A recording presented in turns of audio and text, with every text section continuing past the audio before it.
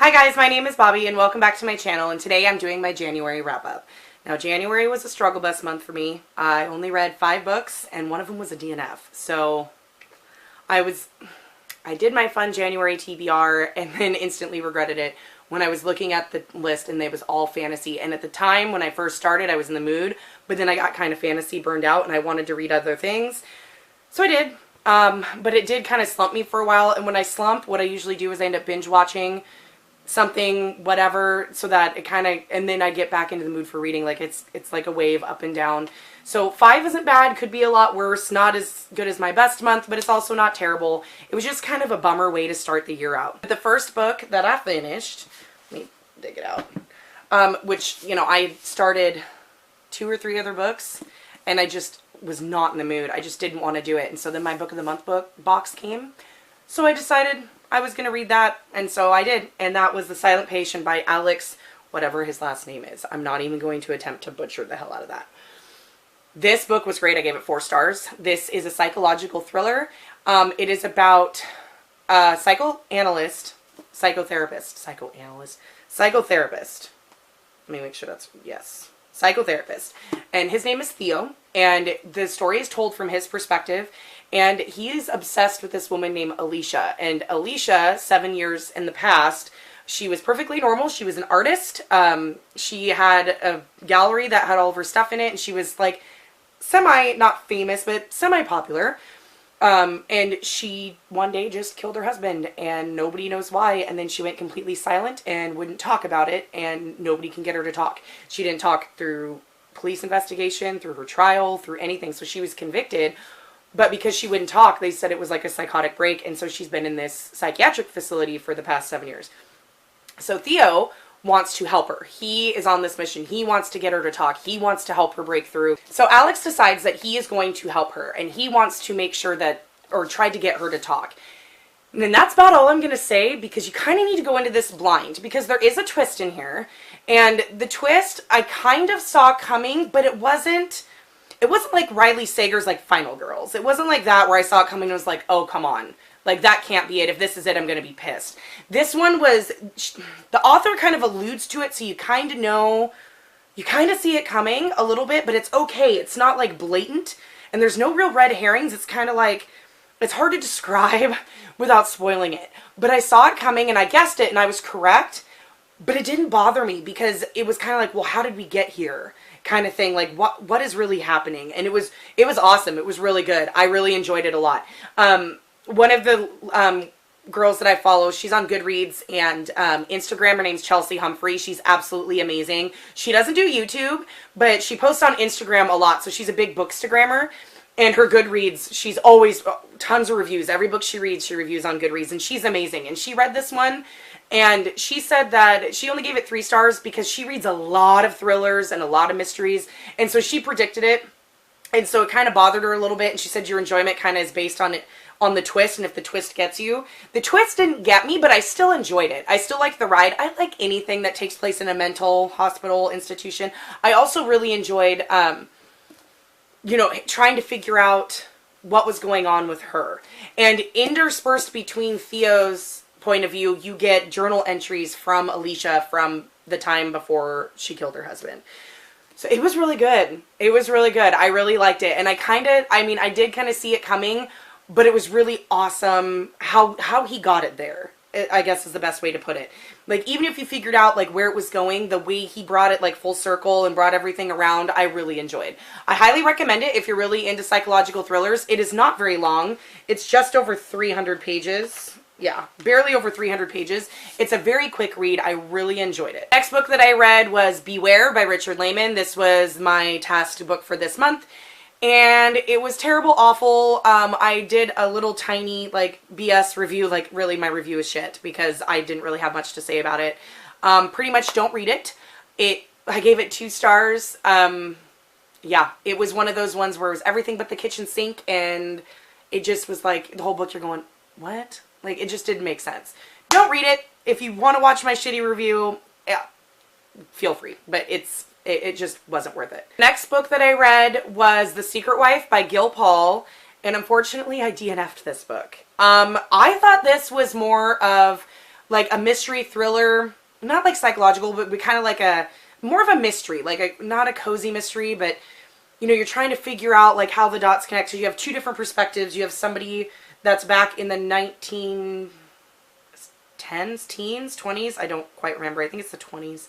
And then you have present day, or like 2014 or 13 or something like that, but pretty much present day.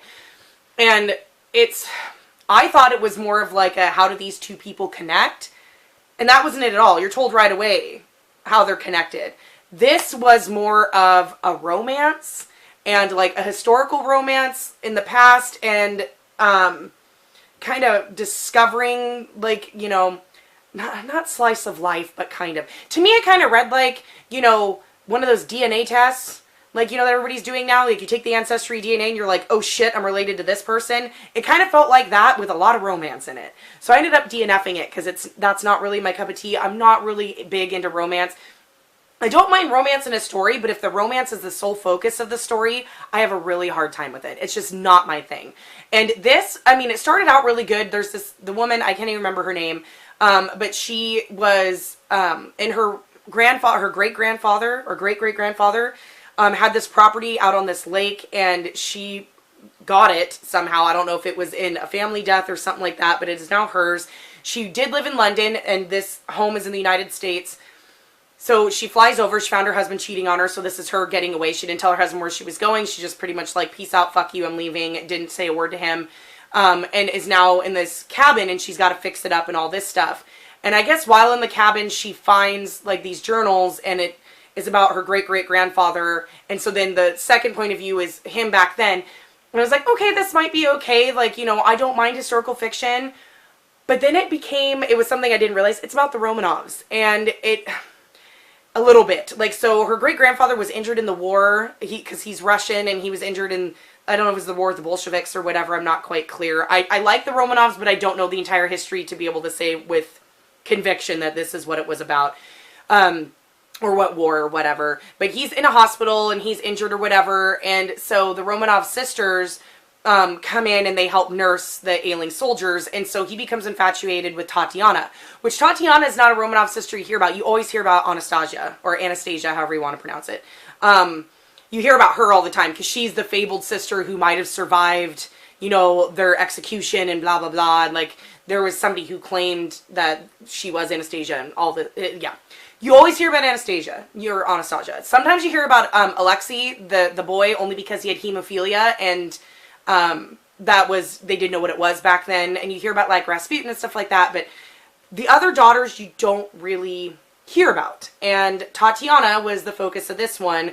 And apparently Tatiana and her grandfather, great-great-grandfather, whatever, fall in love, but they're not allowed to be. And then of course, then it goes into, you know, the execution. And so I DNF'd it because it was mostly the romance. Like, it was her fixing up her great-grandfather's cabin at the same time reading about his romance with Tatiana Romanov. And I was like, okay, because you know how it's going to end anyways. Like, they all get executed, so you know how it's going to end. And I'm not big on the romance. Like, it was so romance heavy in the historical fiction part. It was almost reading like historical romance, only it wasn't the bodice ripping kind. But it was, you know what I mean? Like, where it wasn't about like the history of Russia or like the time of the Romanovs. I mean, a little bit, but it was more focused on the romance and how in love they were and how forbidden it was. But that's just not my thing. It's just really not my thing. So I DNF'd it, and then I went on Wikipedia just to kind of see, you know, did I miss out on anything? Because I'm one of those people. Like, a book doesn't interest me, I DNF it. And then I go look to see what the ending's like, to see if I really, like, if I sold myself short. 9 times out of 10 I didn't. And it ended pretty much how I thought it was going to, only a little bit, it pissed me off a little bit more. So, spoiler alert. Apparently, Tatiana survives the execution of her entire family. And, you know, but he doesn't know that, so he's devastated, thinks she's dead. He gets married to his wife, has all of his kids, to where this protagonist's family comes from. And then I guess Tatiana comes back when he is older, and they steal out to live, and his wife like says, okay, you can divorce me so you can be with her because she was your actual true love.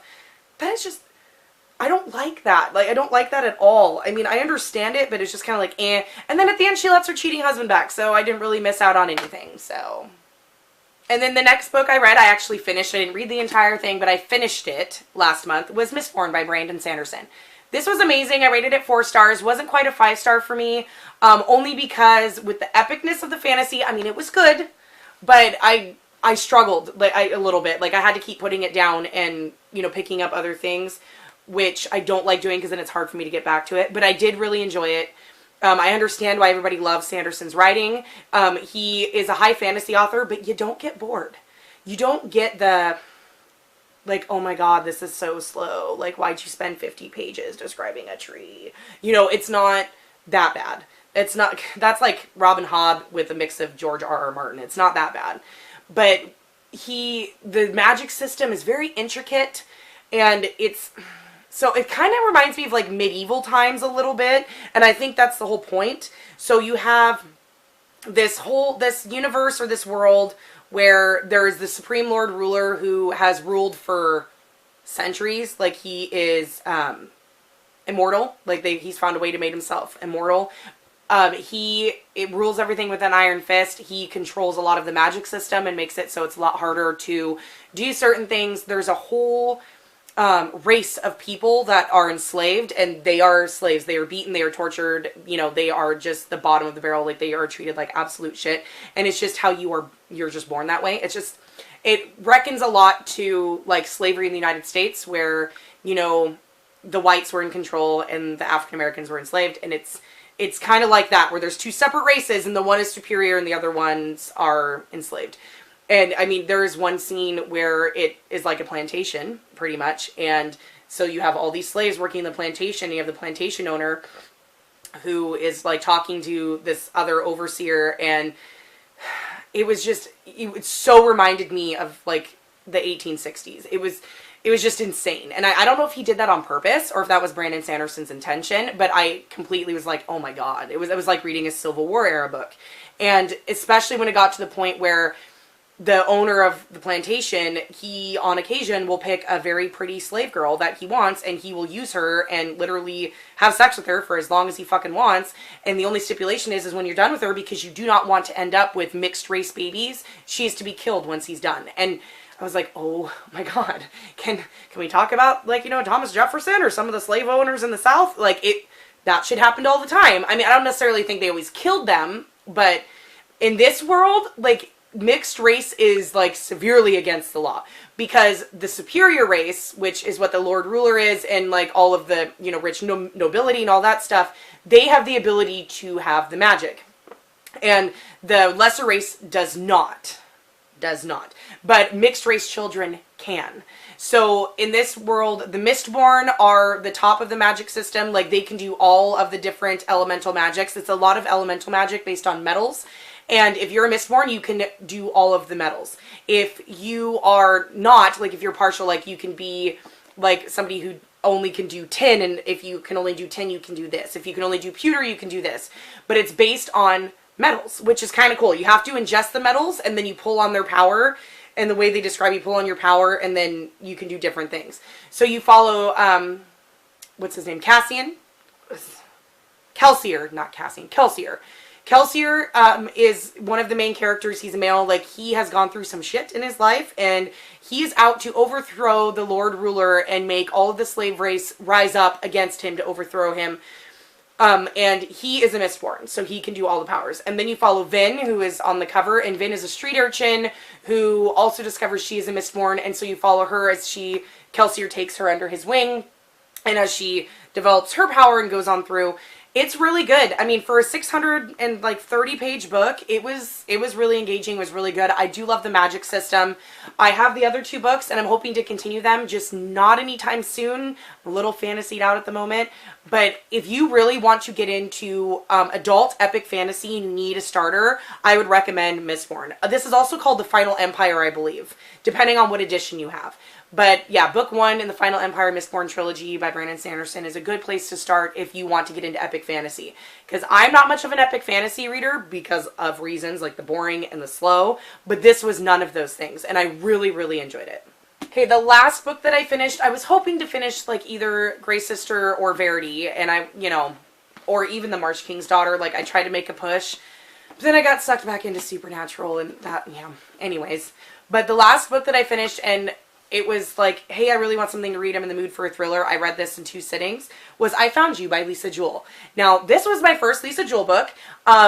There was one that was for Book of the Month that could have been a choice, and I just did not get it. And that one was, what was it called? Then She Was Gone, I think. It's the grayish one with like the pinkish roses on the cover. That one I chose not to read because I literally figured out the twist from the synopsis. Like, I read the synopsis, and then after hearing people, like, you know, review the book or whatever, I'm like, oh my god. Like, it totally makes sense. I mean, I guess how it got there would have been maybe kind of fun, but I never got it because I'm like, well, if I can figure out what the big twist is going to be in the synopsis, there's no point reading the book. This one, I thought I knew at first, but then I ended up being wrong, but I was kind of half right, if that makes sense. And this one wasn't bad. I still enjoyed it. I really enjoyed it. This one is multiple perspective. It's 3 perspectives.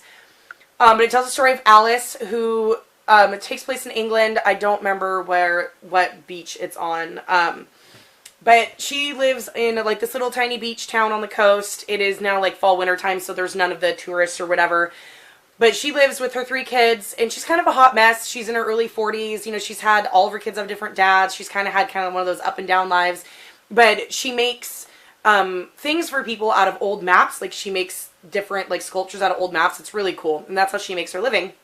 And one day she was in her kitchen and she sees this man sitting on the beach in the pouring down rain, and like the wind is blowing it sideways, and she feels bad for him. So she grabs this old jacket that she has and goes out there to talk to him and offers him the jacket because he's literally sitting out there in jeans and a t-shirt. And she soon figures out that he has no idea who he is. He has no memory. He has amnesia and is in a fugue state and has no idea who he is, where he came from, or whatever. So she takes him under her wing to try to figure out what's going on with him. Where does he come from? And then you have the other perspective, which is by, what is her name? I can't remember her name.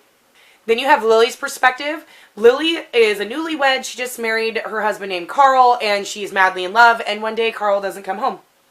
And she can't find him. She's new. She's from the Ukraine, so she's only been in England for like a month, 2 months tops, as long as they've been married, because they got married in the Ukraine. So she's not quite a mail order bride, but pretty damn close. And she's madly in love with her husband. They were madly in love. Now he just didn't come home from work one day. She can't find him, so she calls the police, you know, and they're just kind of like, okay, yeah, he's probably cheating on you, you know, or whatever. She's set and determined that no, he's not, and she wants to find him, like she thinks something has happened to him.